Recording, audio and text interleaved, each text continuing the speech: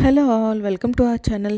నేనేం రాయలసీమ అమ్మాయిని కాదు, మన గుంటూరు జిల్లా అమ్మాయిని. ఒకసారి రెస్టారెంట్లో ఈ రాగి ముద్ద తిన్నప్పటి నుంచి దీని ఫ్యాన్ అయిపోయాను. ఈ రోజులు దీన్ని ఎలా మిస్ అయ్యానా అనుకున్నాను. ఫ్రెష్నెస్ కోసం నేను రాగులు తీసుకున్నాను. రాగులు మిక్సీ వేయించి ఈ పిండిని నేను రాగి ముద్దలోకి యూజ్ చేశాను. 1 గ్లాస్ బియ్యానికి 3 గ్లాసులు నీళ్ళు అయితే పోసుకోవాలి.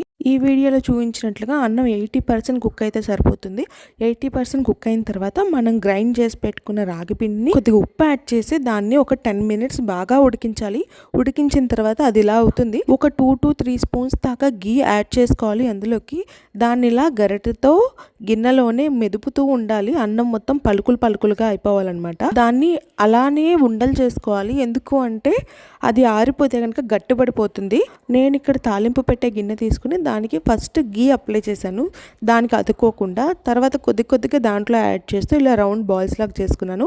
చాలా బాగా వచ్చింది. టేస్ట్ కూడా చాలా బాగుంది. ఇది ఏదైనా గ్రేవీ కర్రీస్తో తింటే చాలా బాగుంటుంది.